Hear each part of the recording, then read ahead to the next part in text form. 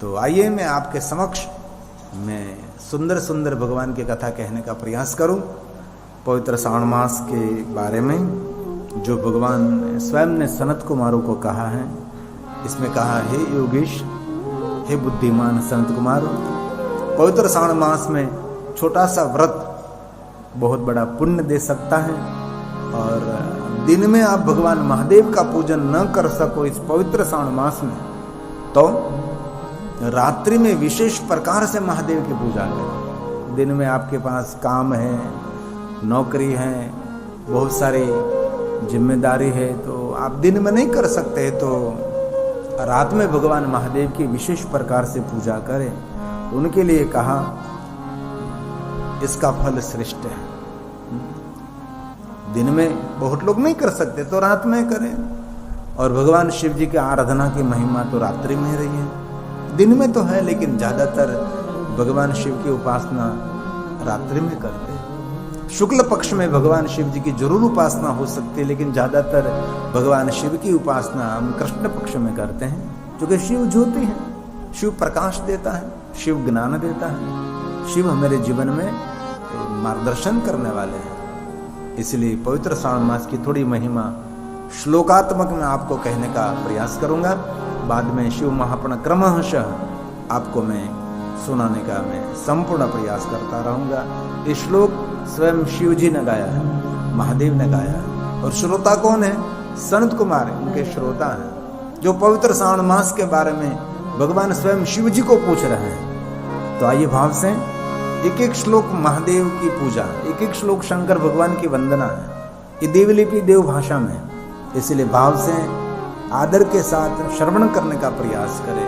भगवान बोले, नक्त व्रतेन योगीश श्रावणं यो नये सुधिं द्वादशस्वापि मासेषु सनक्त फलभावे सनक्त फलभावे। पवित्र श्रावण मास में विशेष प्रकार से जो भगवान महादेव की रात्रि में पूजा करते हैं, इस फल का मैं वर्णन करता हूँ। विशेष करके इसमें स्पष्ट कहा है, ब्राह्मणों के द्वारा भगवान शिव की पूजा करनी चाहिए। जो विद्वान आचार्य हैं, जो पढ़े लिखे हैं, उनके पास विशेष प्रकार से अतिरुद्र, महारुद्र और रुद्र मंत्र का जाप करना चाहिए। और बहुत सारे ऐसे शिव भक्तों को हमने देखा है, बहुत बड़ी संख्या में ब्राह्मणों को पहले से आमंत्रित कर देते हैं, जो कि बहुत पहले से कहना पड़ता है ना। तुरंत आप पहुंचे तो उनके पास समय नहीं होता है, क्योंकि बहुत काम रहता है। एक साल पहले कह देते कि भाई 108 ब्राह्मण हमारे घर रहेंगे और ये पार्थेश्वर महादेव की पूजा करेंगे, अतिरुद्र महारुद्र करेंगे और रुद्र मंत्र जाप करेंगे और प्रतिदिन भगवान शिव जी को अभिषेक करेंगे। ऐसे विशेष प्रकार से ब्राह्मणों को आमंत्रित करके, जो हम पूजा करते तो हमारे भाव से जरूर हम पूजा करते हैं। जो पूजा की परंपरा, एक पूजा की एक श्रृंखला है, ये तो पढ़े लिखे आचार्य कर सकते हैं, हम नहीं कर सकते हैं। इसलिए विशेष प्रकार से इस महीने में भगवान महादेव का पूजन करना चाहिए। विशेष प्रकार से ब्राह्मणों के द्वारा, विप्र द्वारा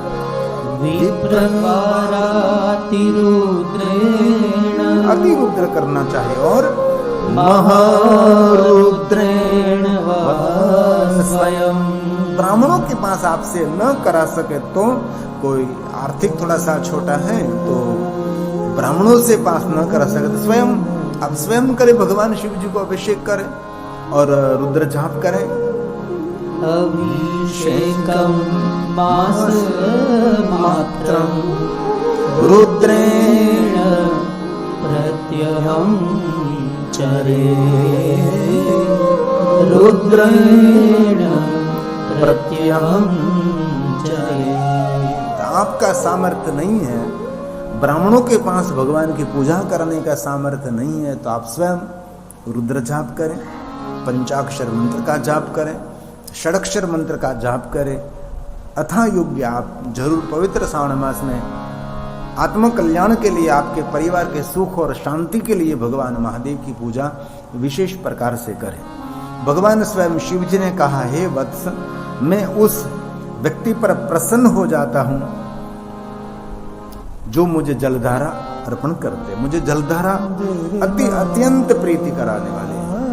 भगवान शिव जी को जलाभिषेक बहुत प्रिय है और रुद्र मंत्र के द्वारा मेरे लिए अत्यंत प्रीतिकर होम प्रतिदिन करना चाहिए। रुद्र मंत्र के द्वारा भगवान महादेव का होम यज्ञ करना चाहिए और जो कुछ थोड़ा सा भी सत्कर्म करेंगे उसको अनंत फल में देता हूं, क्योंकि मुझे जलाभिषेक अति प्रिय है।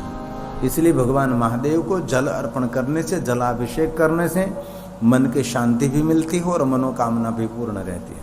इसलिए सभी देवताओं ने, सभी ऋषि मुनियों ने, भगवान राम जी ने, भगवान द्वारकाधीश कृष्ण जी ने, सब ने भगवान को जलाभिषेक किया है। आपके घर में छोटा सा शिवलिंग है जिनको हम चलित शिवलिंग कहते हैं। दर एक व्यक्ति के घर में शिवलिंग तो है ही। तो मैंने पहले दिन भी कहा था, दूसरे दिन भी कहा था कि आपका सुंदर जो देवस्थान है इसमें से भगवान शिव जी को विशेष प्रकार से बाहर ले आइए और भगवान का स्थापन करें। विशेष प्रकार से पात्र में रखकर भगवान को जलाभिषेक करें। इस पवित्र श्रावण मास में जैसे भगवान बाल कृष्ण को हम झूले झुलाते हैं, हिंडोळा उत्सव चाली रह्यो છે, तो भगवान कृष्ण ने આપણે એમના સ્થાનેથી બહાર લાવીએ, લાડ લડાવીએ। અમારે શિરૂપાબા નિરંતર ભગવાન બાલકૃષ્ણને લાડ લડાવ્યા કરે છે, સવારમાં જગાડે છે, જલ ઝારી અર્પણ કરે છે, વળી પાછું સવારમાં કહે કે ફ્રૂટ કેવું ભગવાનને અર્પણ કરે છે ને વળી પાછા સિંહાસન ઉપર ભગવાનને બિરાજમાન કરે છે। બપોર સુધી એ રાજાશાહી ઠાઠમાઠથી સિંહાસન ઉપર બેસે અને બપોરે પાછા ભોજન પ્રસાદ લઈ લે। થોડી વાર હિંચકે ભગવાન હિંચકે પછી અમે કથામાં આવીએ તો અમારે શિરૂપા ભગવાનને સુવડાવી દી। તો ક્યારે ઉઠશે તો કે બીજે દી સવારે। કેટલું સુવે તો અત્યારે બપોરે સુવડાવીને આવે ભગવાનને, એ પછી બીજે દી સવારે ભગવાન જાય। હવે ભગવાનને લાડ લડાવી, જેવી રીતે કૃષ્ણ ભગવાનને આપણે લાડ લડાવીએ છીએ એવી રીતે ભગવાન શિવજીને પણ આપણે ખૂબ લાડ લડાવવા જોઈએ। જો કે પ્રથમ તો શિવ છે, શિવજીની વિશેષ પ્રકારથી પૂજા, વિશેષ પૂજા શણગાર, ભગવાનના ફૂલોથી શણગાર કરીએ એવી રીતે ભગવાન મહાદેવની વિશેષ પ્રકારથી પૂજા થાય। इसलिए भगवान शिव ने कहा, जलधारा मुझे बहुत प्रिय है, जलधारा प्रियो यथा, मुझे बहुत प्रिय है, मम प्रीतिकरम परम। ये भगवान स्वयं गा रहे हैं और सनत कुमार इस कथा का श्रवण कर दे, जो पवित्र श्रावण मास के लिए कहा है। तस्य प्रीणाम्यहं व्यस जलधारा प्रियो यतः कुर्याद्रुद्रेण वा होमं मम प्रीतिकरं परं मम प्रीतिकरं परं। तो जितना हो सके इतना पवित्र श्रावण मास में करें। और भगवान स्वयं शिव जी कहते हैं कि हे सनत कुमारों, आदर के साथ श्रवण करें। इस कथा को श्रवण करने मात्र से मनोकामना पूर्ण हो जाएगी। आपसे पूजा हो सके न हो सके, लेकिन ये कथा श्रवण करने से कामना, मनोकामना पूर्ण करने वाली ये भगवान की कथा है। भगवान ने कहा, हे मुने, अब इसके बाद उत्तम लक्ष्य पूजा विधि को आप सुनिए। लक्ष्मी चाहने वाले अथवा शांति की इच्छा रखने वाले मनुष्य को लक्ष्य बिल्वपत्र, 1,00,000 बिल्वपत्र भगवान शिव जी को अर्पण करना चाहिए। और जिनको शांति चाहे उनको लक्ष्य दुर्वा दलों को शिव जी की पूजा करनी चाहिए। जो दुर्वा होती है, 1,00,000 दुर्वा, एक दुर्वा, 1,00,000, उसको शांति मिलेगी। और जिनको लक्ष्मी चाहिए उनके लिए भगवान शिव जी को 1,00,000 बिल्वपत्र, એટલે 1,00,000 बिल्वपत्र भगवान शिव जी को अर्पण करना चाहिए, जिनको लक्ष्मी चाहिए। लेकिन दोनों चाहिए तो 2 पूजा करनी चाहिए। कहीं को लक्ष्मी भी चाहिए और शांति भी चाहिए। बहुत लोगों के पास लक्ष्मी है, शांति नहीं है। कहीं लोगों के पास सिर्फ शांति है और कुछ भी नहीं है। तो लक्ष्मी भी आपको चाहिए और शांति भी आपको चाहिए। तो भगवान की 1,00,000 बिल्वपत्रों से शिव का पूजन करें और 1,00,000 दुर्वा दलों से भगवान शिव जी का पूजन करें। ऐसा भगवान ने कहा। इस पवित्र श्रावण 1 मास में करना है। एक दिन में सब कुछ हो सके नहीं हो सके ऐसा नहीं, 1 महीने में ये सब पूरी पूजा आपको पूर्ण करनी है। इसलिए भगवान ने कहा अतः परम शृणु मुने लक्ष्य पूजा विधि परम श्री कामो बिल्वपत्रिश्च दुर्वाभिः शांति कामुकः दुर्वाभिः शांति कामुकः। जिनको शांति की कामना है उनको भगवान शिव जी की पूजा दुर्वा से करनी चाहिए। शिव महापुराण ग्रंथ में भी विशेष जो ब्रह्मा जी ने नारद जी को पुष्प पूजा में कहा है, किस प्रकार के पुष्प महादेव को अर्पण करने से क्या फल मिलता है। अपराजिता से लेकर शंख पुष्प से लेकर कमल पुष्पों से लेकर बहुत सारे पुष्पों का वर्णन। और एक मैंने देखा जितने पुष्पों का वर्णन है सभी पुष्प भारत की धरा पर हो रहे हैं। विदेशों की धरा पर जो पुष्प खिल रहे हैं उनका वर्णन शिव महापुराण ग्रंथ में नहीं, क्योंकि हमारे भारत देश के धरोहर है, हमारे ऋषि मुनियों का एक खजाना है, हमारी सनातनी परंपरा। इसलिए भारत देश की आबोहवा, भारत देश की रहन सहन, भारत देश के खाने पीने, वहाँ के धन धान्य, वहाँ के फूल फल, उनका वर्णन शिव महापुराण ग्रंथ में है। इसलिए एक पुष्प पूजा की भी बहुत बड़ी महिमा है। किस प्रकार के पुष्प महादेव को अर्पण करने से आपकी कामना कैसे पूर्ण हो सकती है। और आगे कहा आयु की कामना करने वाले को चंपक लक्ष्य 1,00,000 चंपे का पुष्प अर्पण करना चाहिए। चंपा का पुष्प पवित्र श्रावण मास में। वैसे तो शिव महापुराण ग्रंथ में भी कहा भी कि चंपा का पुष्प भगवान शिव जी को नहीं अर्पण हो सकते, लेकिन इसमें पवित्र श्रावण मास के लिए कहा है कि पवित्र श्रावण मास में विशेष प्रकार से 1,00,000 चंपे का पुष्प भगवान शिव जी को अर्पण करना चाहिए, तो आयु की कामना उसकी पूर्ण होगी। और विद्या चाहने वाले व्यक्ति को मल्लिका के पुष्प भगवान शिव जी को अर्पण करना चाहिए लक्ष्य, अथवा मल्लिका के पुष्प न मिले तो चमेली के पुष्प भगवान महादेव को 1,00,000 पुष्प अर्पण करना चाहिए। श्री हरि की पूजा भी करनी चाहिए। कितनी सुंदर बात कही कि शिव जी की पूजा करते करते श्री हरि भगवान विष्णु का भी पूजन करना चाहिए। यहाँ हमारे गुजरात में और उत्तर भारत में तो परंपरा नहीं है, लेकिन हमने देखा है कि पूरा दक्षिण भारत सभी शिवालयों में भगवान शालिग्राम विराजते हैं। कोई शिवालय ऐसा नहीं जिस शिवालय में भगवान शालिग्राम नहीं है। जो शालिग्राम के बिना कहीं भगवान शिव है ही नहीं, क्योंकि शिव जी को जो स्पर्श हो गया, कुछ भी शिव द्रव्य खाद्य नैवेद्य, तो ये द्रव्य शालिग्राम शिला संगात सर्वयाते पवित्रता। शालिग्राम भगवान को स्पर्श कराने के बाद कोई भी व्यक्ति उनका सदुपयोग कर सकता है, ये बात है। इसलिए मेरे दक्षिण भारत में सभी शिवालयों में शालिग्राम भगवान विराजते हैं। और कि जहां जहां पद्मनाभ है, भगवान विष्णु जी का मंदिर है, सभी विष्णु मंदिर में विष्णु भगवान के साथ शिवलिंग रहता है। कहीं भी विष्णु भगवान शिवलिंग के बिना आप नहीं देखोगे।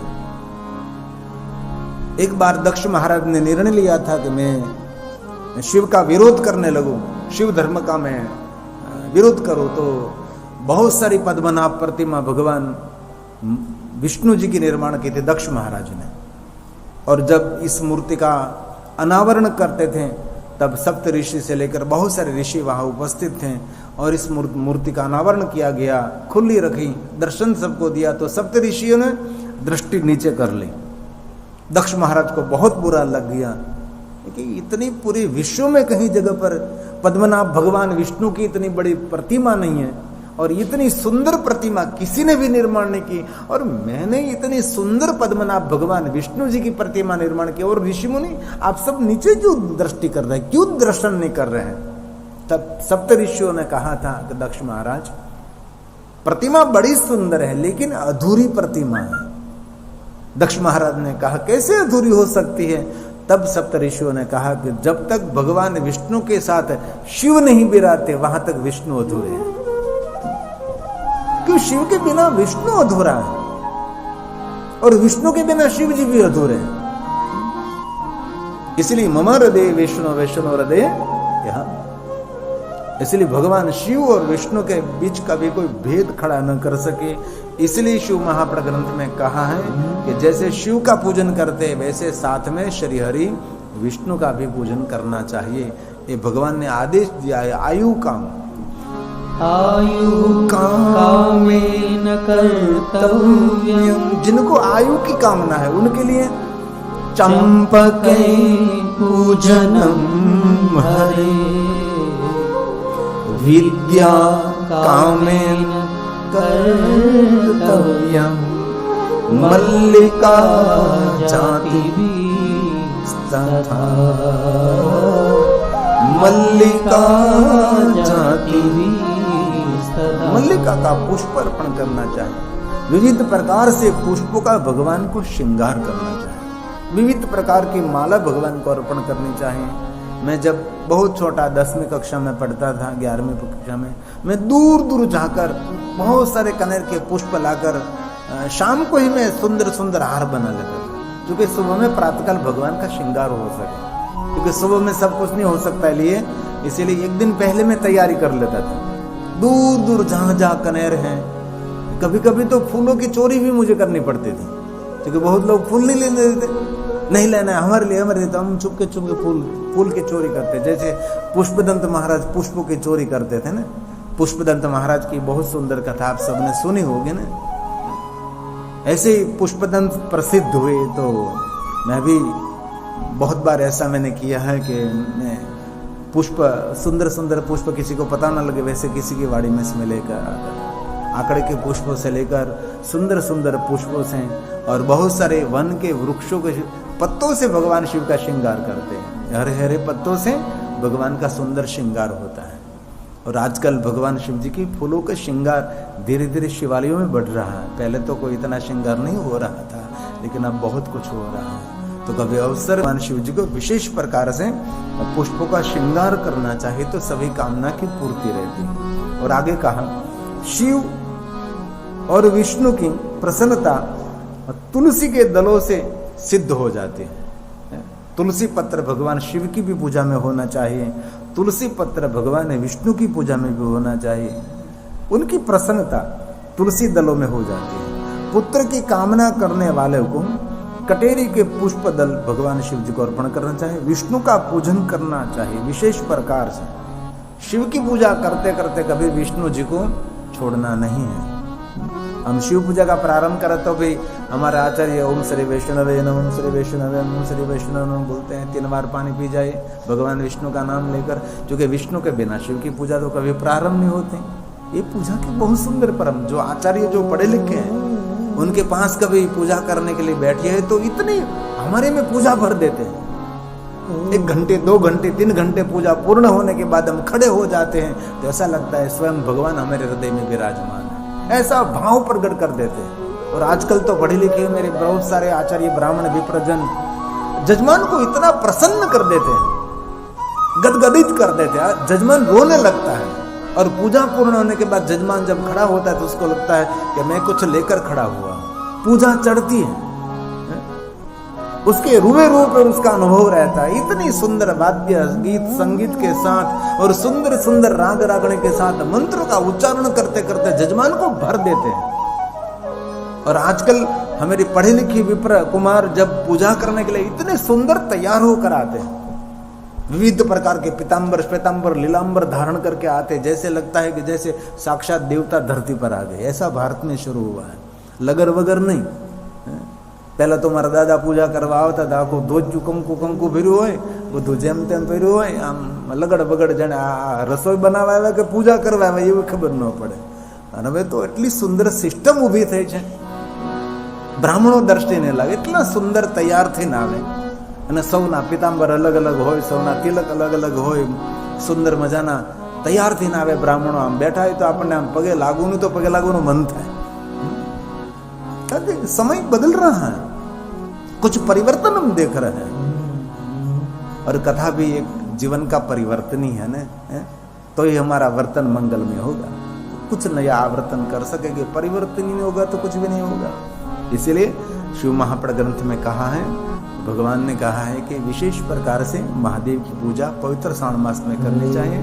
शिव जी और विष्णु दोनों की पूजा करें। शिव विष्णु प्रसन्नत्वं तुलसी भी प्रसीद्यति पुत्र कामे कामेन कर्तव्यं बाधते पूजनं शुभं बाधते पूजनं शुभं। विविध प्रकार के पुष्प महादेव को अर्पण करने से बहुत सारी कामना भगवान शिव जी पूर्ण कर दे। जीवन में उत्साह रहेगा, जीवन में आनंद रहेगा। पुष्प क्या देता है? पुष्प प्रसन्नता देता है। पुष्प आपको कहता है, पुष्प के मैं जैसे खिला हूं ऐसे आप भी खिले हुए रहें। खिले हुए पुष्प आप ले रहे हैं और आपका चेहरा तो मुरझाया हुआ है। पुष्प बहुत बड़ा संदेश देता है, मैं खिला हुआ हूं, इसलिए अब मैं भगवान के पास पहुंच रहा हूं, आप भी चेहरे से प्रसन्न रहो। ऐसा पुष्प एक बहुत बड़ा संदेश दे रहा है। और बुरे सपने की शांति के लिए धान्य से पूजन करना चाहिए। किसी को बुरा सपना आता है रात्रि में तो विशेष प्रकार से पवित्र श्रावण मास में धन धान्य से भगवान शिव जी की पूजा करनी चाहिए। देव के समक्ष निर्मित और बहुत सारी रंगावली आदि से विभिन्न रंग रचना चाहिए, जिनको हम गुजराती में बड़े रंगोળી कहिए। भगवानना सामे सुंदर सुंदर रंगोળી बनावी जोई। पवित्र श्रावण मास में भगवान शिव के सन्मुख रंग बेरंगी रंगावली निर्माण करनी चाहिए। और हमारे भारत में जब कथा रहती है तो बहुत बड़ा वहाँ तो मंच होता है कि बहुत बड़ा स्टेज रहता है, तो आगे में इतनी सुंदर रोज अलग अलग अलग रंगावली बनाते हैं। पूरी रात्रि काम चलता रहता है, रोज अलग अलग अलग अलग इतनी बड़ी बड़ी रंगावली। और बहुत समय पहले मैं नासिक में गया था शिव कथा गाने के लिए, तो पूरे गांव में रंगावली बनाई थी। गांव की एक भी गली एक भी रास्ता नहीं है ऐसा था, सभी पूरे गांव में रंगावली रंगावली रंगावली। शिव कथा की जो यात्रा निकली थी पूरे गांव में मैंने देखा। इसलिए जैसे दीपावली में आपके आंगन में रंगावली बनाते हैं, वैसे इस पवित्र श्रावण मास में आप शिव जी के पटांगण में आप जरूर रंगावली बनाएं, विशेष प्रकार से रंगावली की पूजा करें। ऐसा भी शिव महापण भगवान स्वयं ने कहा है। बुरे सपने जिनको आ रहा है विशेष प्रकार से भगवान शिव जी की धान्य पूजा करें। और धान्य पूजा करने के बाद जो धान्य भगवान को अर्पण किया है सब आपको वापस लेकर भगवान शालिग्राम को स्पर्श कराने के बाद उनमें से प्रसाद बनता है। उसको कहीं फेंकना नहीं है, उसका उपयोग नहीं, उसका सदुपयोग होना चाहिए। उनमें से प्रसाद बनता है। ये पंचामृत, द्रव्य, खाद्य द्रव्य, मेवा, मिष्टान से बहुत सारी भगवान शिव जी की पूजा है, जो कि दक्षिण भारत में बहुत जीवंत है अभी भी। वहां के दक्षिण भारत के जो ब्राह्मण भगवान की पूजा कराते हैं, एक बार देखते रह जाते हैं। सुगंधित द्रव्य आखिरी रहता है, पहले तो खाद्य द्रव्य, दूध, दही, पंचामृत, शहद, फलों के रस, बहुत सारा अभिषेक अभिषेक अभिषेक अभिषेक रहता है।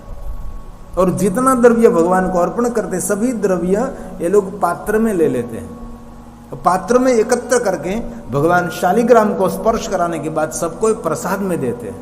हमारे यहाँ की तरह नहीं कि हमारे सब कुछ नाले में चला जाता है, ऐसा नहीं, ये परंपरा नहीं।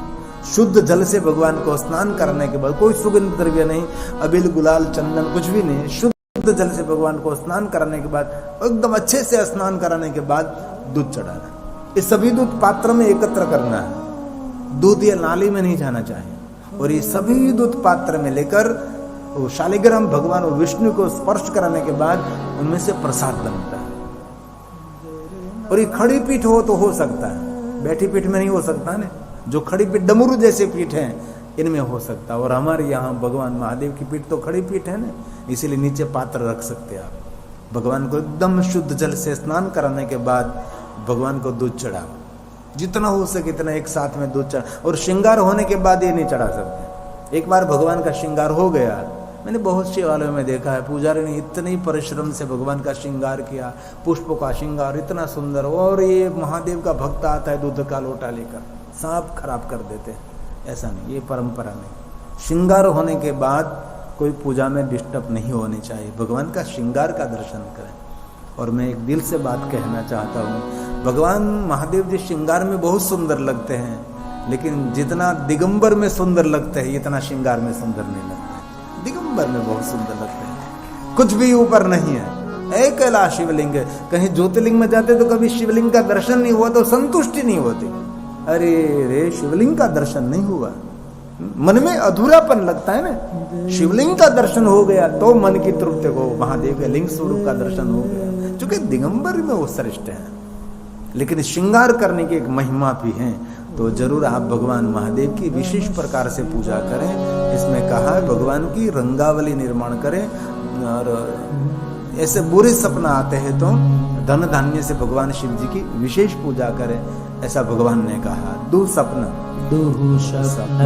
कृशमार्थाय शस्तं धान्य प्रपूजनम रंगाभलयादि वीरदेवं देवस्याग्रे देवस्थान आग्रे देवस्याग्रे विशेष प्रकार से निर्मित रंगावली बनाए, 1 महीने तक रंगावली। और मैंने देखा भी ऐसे बहुत सारे शिवालयों में बहुत सारी बहनें, बहुत सारे भाई, वो पूरा पवित्र श्रावण मास पूर्ण शिवालय को इतना सजाते हैं, दीप से, लाइट डेकोरेशन से, फूलों से, पत्तों से। महादेव के भक्तों के लिए पवित्र श्रावण मास साक्षात शिव जी का दर्शन है। महादेव का भक्त कभी श्रावण मास छोड़ता नहीं है, पागल होकर भगवान शिव का पूजन करते हैं। और मैंने पहले भी कहा था, बहुत सारे से शिव भक्तों को देखा 1 महीने तक उसके घर भी नहीं जाते, 1 महीने तक व्यवहार प्रसंगों में नहीं जाते, कुछ भी हो जाए नहीं जाते, 1 महीने तक शिवालय धुनी दिखाते थे। ऐसे बहुत सारे शिव भक्तों को हमने देखा है। और ये बात मैं प्रदेश की कर रहा हूं, यहाँ की नहीं कर रहा हूं। विदेश में तो बहुत कुछ डिस्टर्ब हुआ दिखाई देता है। तो इसमें कहा भगवान के आगे कैसे रंगावली बने, तो पद्म चित्र, पद्म तो कमल का चित्र बनाए, स्वस्तिक चित्र बनाए, और भगवान का विष्णु जी का चक्र निर्माण करें। ऐसे आदि अलग अलग सुंदर सुंदर आकृति जो मनमोहक हो, जो दृष्टि को देखने में सुंदर लग रही है, ऐसी भगवान की कलर रंग बेरंगी से रंगावली बनाई। और पुष्पों से भी रंगावली बना सकते हैं, ऐसे नहीं कलर से रंगावली बने, पुष्पों से बनते हैं ना, अलग अलग पुष्प ले लिया और पुष्पों से भी सुंदर रंगावली आप बना सकते हैं।